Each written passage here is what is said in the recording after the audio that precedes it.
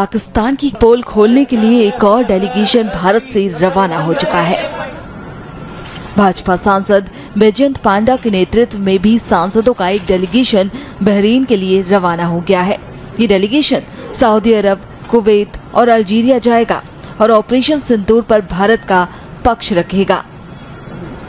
AIMIM अध्यक्ष Asaduddin Owaisi BJP सांसद बैजयंत पांडा के डेलीगेशन का हिस्सा हैं। बहरीन रवाना होने से पहले ओवैसी ने कहा कि पाकिस्तान आतंकवादी शिविर चला रहा है, जिसे लेकर हम चारों देशों से इसके बारे में बात करेंगे। देखिए, हम ग्रुप 1 में है, जिसके इसको हेड कर रहे हैं जय पांडा साहब।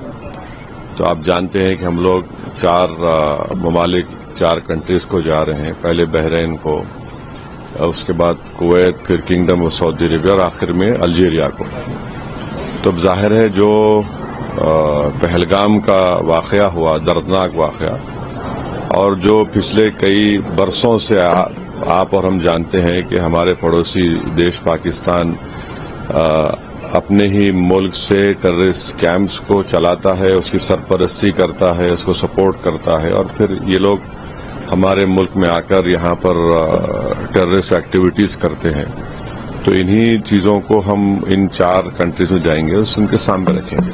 भाजपा सांसद बैजयंत पांडा ने इस दौरे को लेकर कहा, आज हमारा डेलीगेशन पश्चिम एशिया की इस यात्रा पर निकल रहा है। सबसे बड़ा संदेश वो एकता है जो भारत ने दुनिया को दिखाई है। आदरणीय मोदी जी के नेतृत्व में भारत ने जो न्यू नॉर्मल सेट किया है पिछले दशक में, यह है कि आतंकवाद के लिए हमारा जीरो टॉलरेंस है। ये नया भारत है, ये जरूर हम रेस्पॉन्स देंगे, और जो कोई ऐसा हमला करने के लिए सोच रहे हैं उनको सोचना पड़ेगा कि वो बहुत महंगा पड़ेगा उनको, और ये हम करके दिखाए हैं। भारत ने करके दिखाया है ऑपरेशन सिंदूर के जरिए, और एक के बाद एक पाकिस्तान के जो झूठ है सब पकड़े जा रहे हैं।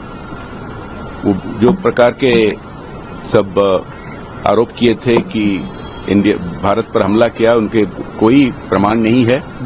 हमारे फोर्सेज ने जो कहा उसके लिए सैटेलाइट पिक्चर्स, इसके लिए विभिन्न प्रकार के इंफॉर्मेशन कोरोबोरेशन है, और आदरणीय प्रधानमंत्री जी ने जिस तरह के रिलेशनशिप्स बनाए हैं पूरे दुनिया भर, उसका भी हमें बहुत फायदा मिल रहा है। एक के बाद एक विभिन्न देशों ने हमारे समर्थन कर रहे हैं, भारत के पक्ष में बोल रहे हैं। ये मैसेज लेकिन कंटिन्यूअसली लेना है, और जो विभिन्न ग्रुप्स अभी जा रहे हैं विभिन्न देशों पर, इनका यही मैसेज रहेगा। और सबसे बड़ा मैसेज, जैसे कि मैंने कहा, कि भारत का एकता का है। वहीं सांसद निशिकांत दुबे ने कहा कि हम लौट कर आएंगे तो माहौल पूरी दुनिया में पाकिस्तान के खिलाफ होगा। जिस तरह से हम जूझ रहे हैं आतंकवाद से, तो इन देशों में जहां हम जा रहे हैं, और जो इस्लाम के लिए सबसे महत्वपूर्ण देश है वो सऊदी अरब है, जहां मक्का है, मदीना है, काबा है, वो भी इसी तरह के आतंकवाद से जूझ रहा है। यमन एक ऐसा देश है, वो भी मुस्लिम देश है, और मुस्लिम देश जो है सऊदी अरब को लगातार परेशान करता है, लगातार तंग करता है। तो उनको आतंकवाद की परिभाषा पता है कि किस तरह से, क्योंकि आतंकवाद का कोई धर्म नहीं होता। पहलगांव की घटना जो है एक अलग घटना है कि पहलगांव में धर्म के आधार पर जो है पहली बार मारा गया, लेकिन जनरली ये माना गया है कि आतंकवाद जो है वो बाउंड्री के बाहर है और धर्म से ऊपर है। तो हम इन बातों को रखेंगे, क्योंकि सऊदी अरब के साथ साथ ही फॉरेन पॉलिसी बहरीन की भी उसी तरह से डिसाइडेड है, और एक दूसरे के प्रति जो है उन दोनों का कोऑपरेशन है। कुवैत का आपको पता है कि जहां हमको आगे जाना है, कि कुवैत के लिए कितना बड़ा वॉर हुआ। 91 का जो वॉर था वो भी आतंकवाद ही था, इंटरनल था, उसको कब्जा करने की कोशिश की थी इराक ने।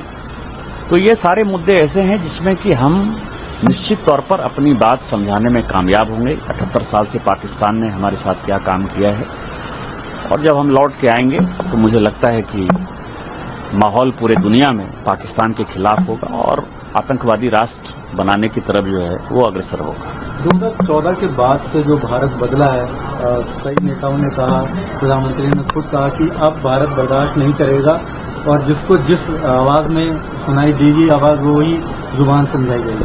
कि परसों प्रधानमंत्री जी ने कई एक बातें कही जो बहुत ही महत्वपूर्ण है।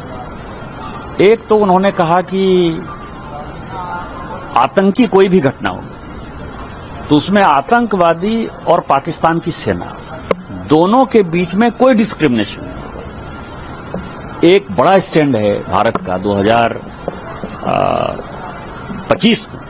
आप समझिए कि 1947 से जो नीतियां चल रही थी आतंकवाद के खिलाफ, वो 2025 में भारत सरकार ने कंप्लीट बदल दी है।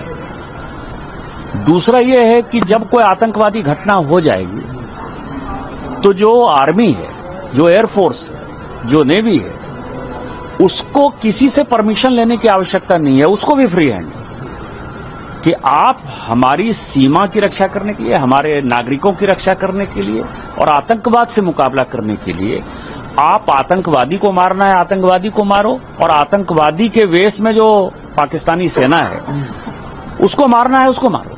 आपको ये पूरी छूट है।